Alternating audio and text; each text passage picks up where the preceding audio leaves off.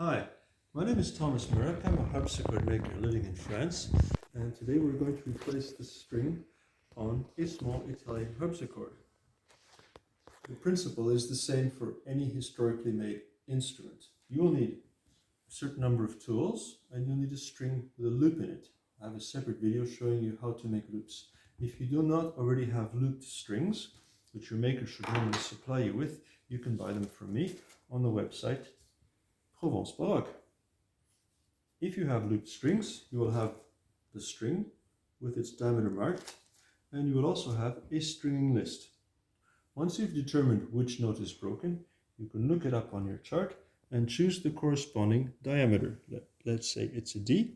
You'll need a 0.21 millimeter string. Do not, of course, mix up millimeters and inches. There are conversion charts available on my site, some of my competitors, and generally on the internet.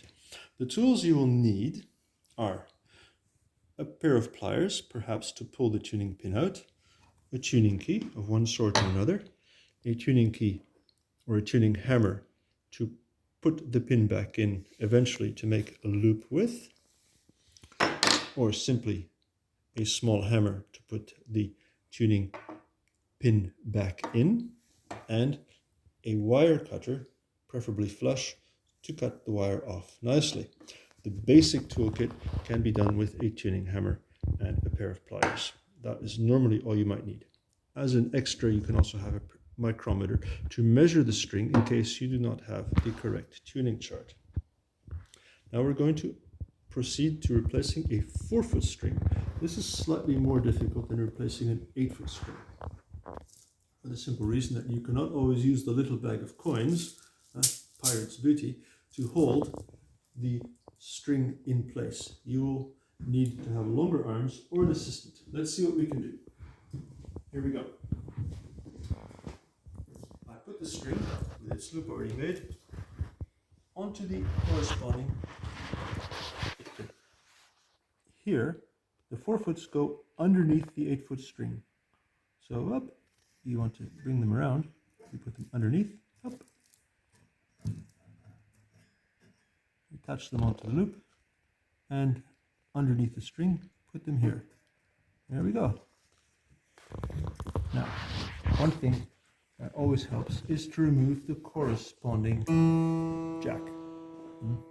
In this case, the 4-foot jacks are out for a complete revision after some hard use, but that does not change the general principle.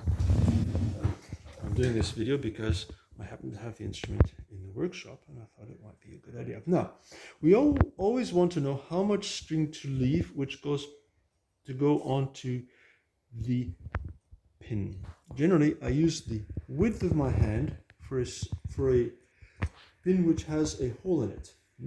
Normally, we've taken the pin out already, and as you can see, it has a small hole in it through which to thread the string.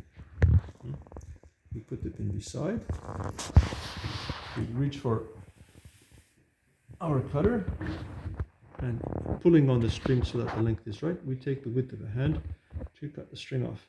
We cut it off nice at a right angle and never diagonally, because otherwise the end resembles a syringe and it puts a hole in your finger. Off it goes. Voila. Now,